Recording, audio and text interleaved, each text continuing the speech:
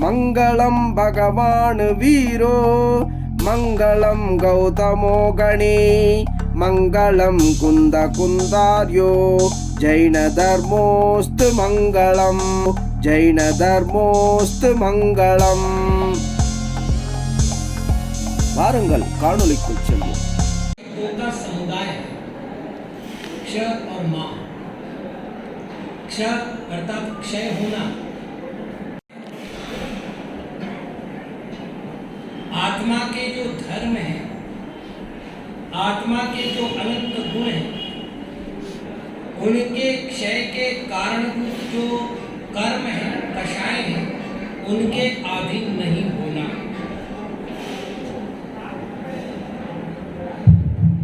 और यदि इसी शब्द को हम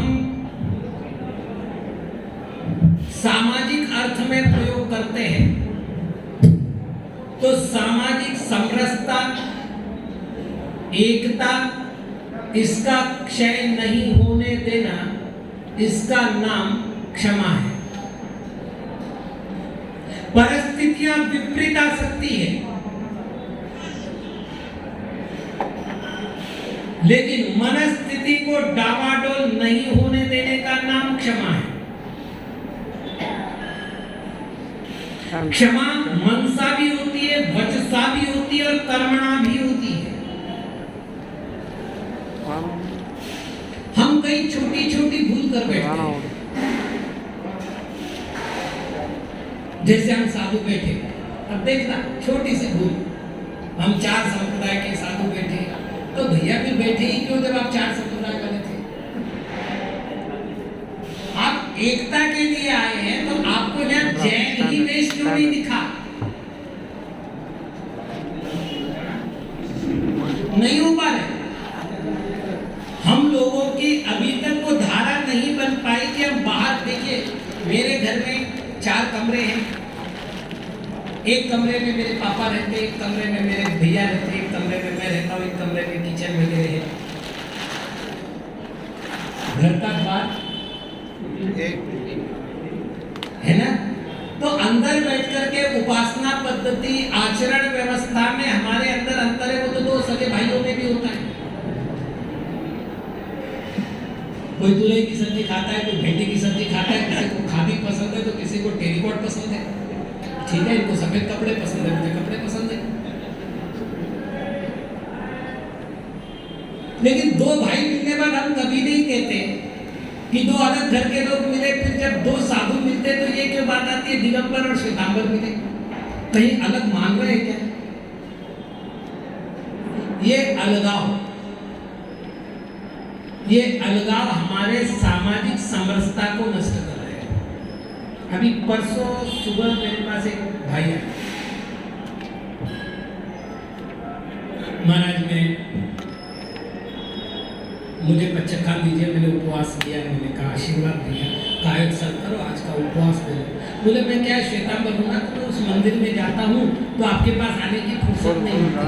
मैंने कहा मैंने तुझसे पूछा नहीं, तुझे उपवास, अब तू श्वेतांबर है कि दिगंबर, इससे मुझे क्या तकलीफ है? तू कुछ तो है। सामाजिक समरसता हम तैयार नहीं कर पाए। मैं अध्यात्म के तौर पर बोलूंगा तो 22 तारीख को ही बोलूंगा, 21 तारीख को। आज मैं एक अच्छा अवसर है जहां मैं बताने की कोशिश कर रहा हूं कि हमारे पास अच्छा संगठन है, बुद्धि है, कार्य करने की क्षमता है, और ये सब होते हुए इसलिए गण पोषण काल के बाद भगवती आराधना काल कहते हैं कि आचार्य को आत्म संस्कार काल करना चाहिए, तब तक संलेखना नहीं होती। परिग्रह लेकर बैठे तो अगर 2 शिष्य मेरे कहीं चले गए तो क्या बिगड़ गया? जाना भाई, जैसे मेरा था ही नहीं।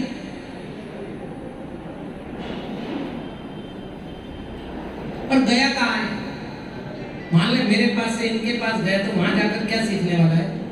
संसार में जा भोग कर, तो दिक्कत क्या आई? मुझे पीड़ा क्यों हुई? भैया देखो, जैन जो होता है वो दुकानदार की तरह होता है।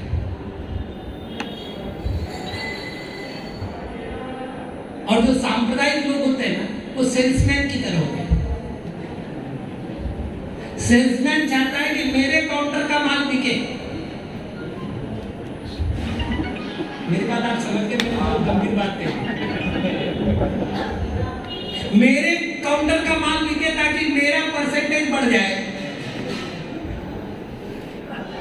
और दुकानदार चाहता है चाहे इसके पास बिके, चाहे इसके पास बिके, चाहे इसके पास बिके। इसलिए आपको मालूम है कंपनी वाले क्या करते हैं, मोबाइल कंपनी वाले, पेन कंपनी वाले, वो आपको टारगेट देते हैं। चाहे 30 दिन में पूरा करो, 1 दिन में पूरा करो, इतना टारगेट, इतना आपको बेचना है, मेरे दुकान का प्रॉफिट होना चाहिए। हम ये क्यों नहीं सोच रहे कि आप इनसे जुड़ते हैं तो जुड़िए, मेरे से जुड़ते हैं तो जुड़िए, लेकिन हम कम से कम सामाजिक समरसता को तो रखें। एक दूसरे के आचरण पद्धति को लेकर के, एक दूसरे के व्यवहार पद्धति को लेकर के इतना उग्र क्यों?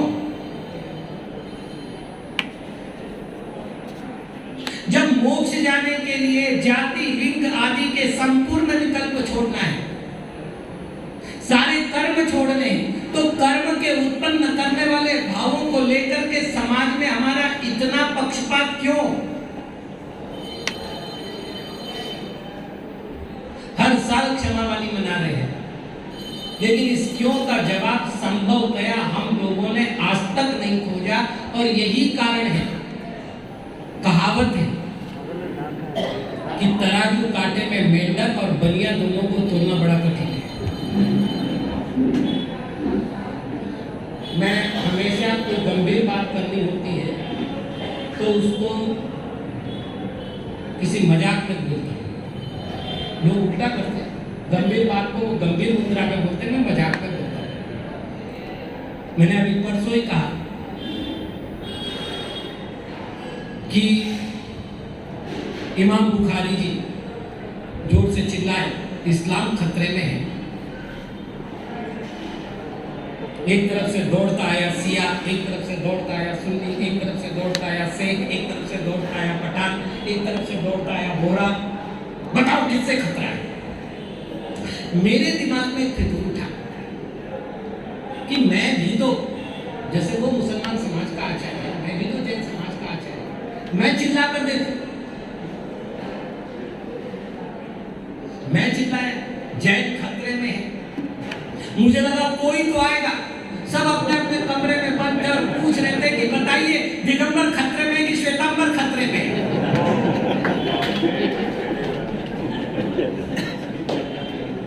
यहां तक मत रुकना, अब बाकी प्रश्न इनसे कर लेना, क्योंकि वो पूछेंगे कि 70 गज का है या और किसी गज का है, 1 डंडी का है कि 2 डंडी का है, तब तक संकट आके निकल जाएगा। मेरे को पूछोगे तो पूछूंगा दिगंबर में 13 पंथ का है कि 20 पंथ का है?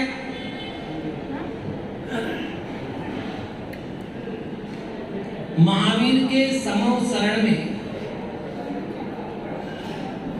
उत्तर पुराण ग्रंथ के अनुसार 14,000 मुनि, 36,000 आरिका एक छत्र छाया के नीचे दिव्य ध्वनि का श्रवण कर रहे थे।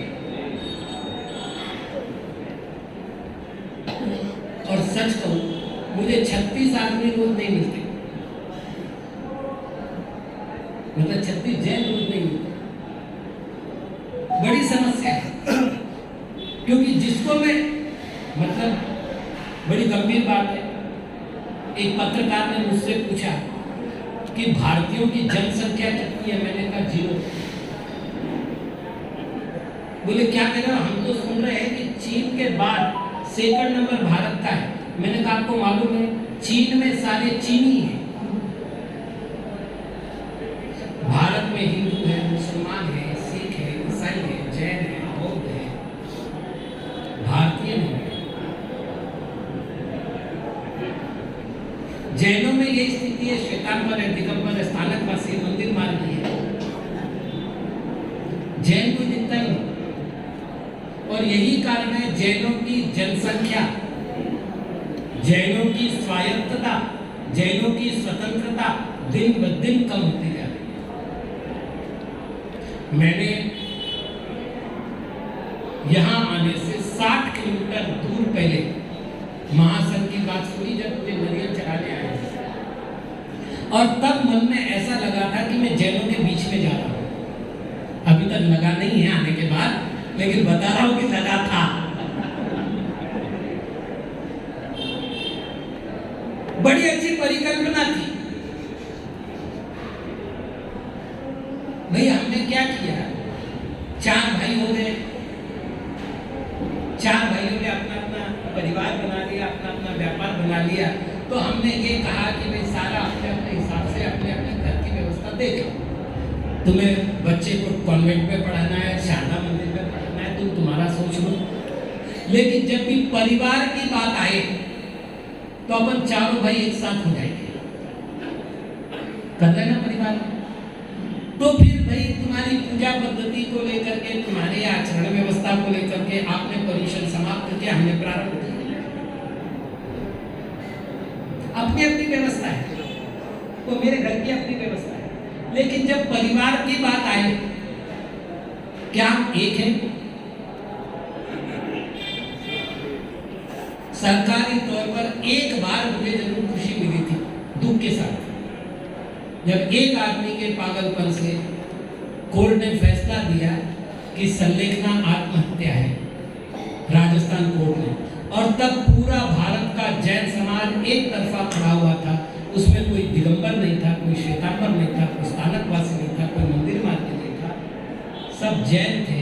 और एकत्र होकर के उन्होंने कहा था कि संलेखना हमारा नैतिक अधिकार, धर्म और मरण की सर्वोच्च व्यवस्था है, इस पर किसी भी न्यायालय का पक्षपात नहीं चल सकता। लेकिन आज ऐसा एक ही समस्या नहीं है।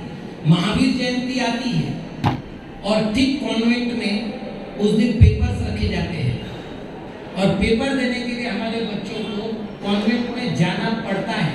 और आप जानते हैं, कम से कम यहाँ बैठे हुए लोगों में 90% बच्चे कॉन्वेंट में ही पढ़ रहे हैं। उन्हें बताया जाता है अगर मैं बच्ची है तो आप पूरा ड्रेस नहीं पहन सकती, आप पूरे बाल नहीं रख सकती, कान में नहीं पहन सकती, नाक में नहीं पहन सकती, हाथ में नहीं पहन सकती, मेहंदी नहीं लगा सकती। अरे हमारे सांस्कृतिक धरोहर पर वार क्यों? आप शिक्षा देने भेज रहे हैं या ईसाई बनाने भेज रहे हैं? ऐसी एक समस्या नहीं है हमारे सामने। यहाँ पर भले 3 बार ढोक दे रहे हैं, वहां पर नमस्कार की ये विधि सिखाई जाती है। जब जब मेरे पास महासंघ के लोग आए, मैंने अपनी यही पीड़ा व्यक्त की कि हम कुछ गेम्स बनाए, कुछ ऐसे प्रोजेक्ट्स बनाए जो नेट पर हम लोगों को जैनोलॉजी सिखा सके। चाहे गेम के थ्रू सिखाए, चाहे ट्यूशन थ्रू सिखाए, चाहे इमेज बना करके सिखाए, लेकिन ये सिखाए। अरे जो हमारे त्योहार है, धनतेरस हमारा पर्व है, क्योंकि भगवान महावीर ने उस दिन योग निरोध किया। आपको मैं बताऊं, समय नहीं है इतना मेरे पास, मैं 2-3 मिनट में अपनी बात पूरी करना चाहूंगा। किशनगढ़ में था, मेरे से कुछ वैदिक संत जुड़े हुए थे,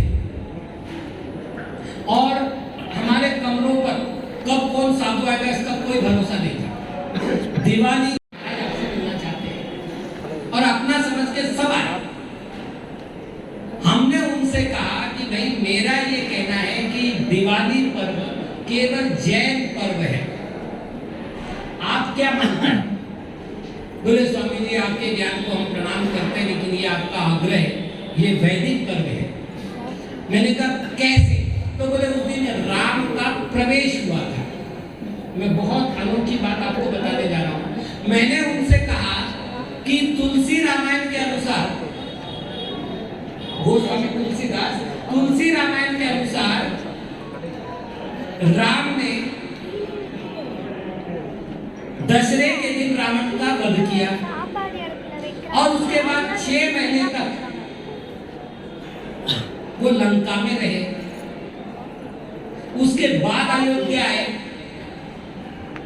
तो भैया 6 महीने बाद यदि दिवाली आती तो मैं आपकी मानता। ये तो 20वें दिन आ रही है, तो आप रीजन तो बताइए कि आपने राम के साथ जोड़ा कैसे? तो आखिरी में एक बड़े महंत जी थे, बड़े प्रतिष्ठित थे, उन्होंने तुलसी रामायण को कोट करते हुए कहा कि महाराज आपकी बात का खंडन नहीं है, लेकिन क्या दिवाली मनाना हमारा नैतिक अधिकार नहीं है क्या? मैंने कहा जैन धर्म पालन करने का अधिकार तो एक इंद्रिय, दो इंद्रिय, तीन इंद्रिय, चार इंद्रिय, पंचेंद्रिय सभी जीवों के लिए है। तुम तो संगी पंचेंद्रिय मनुष्य गति के मेरे भाई हो, तुमको कैसे मना कर सकता हो? तुम तो पापी है। लेकिन जो माल जिस दुकान का उसका ब्रांड भी तो वही रखिए भैया, ब्रांड तो मत बदलिए। ये साल भर की स्थिति है।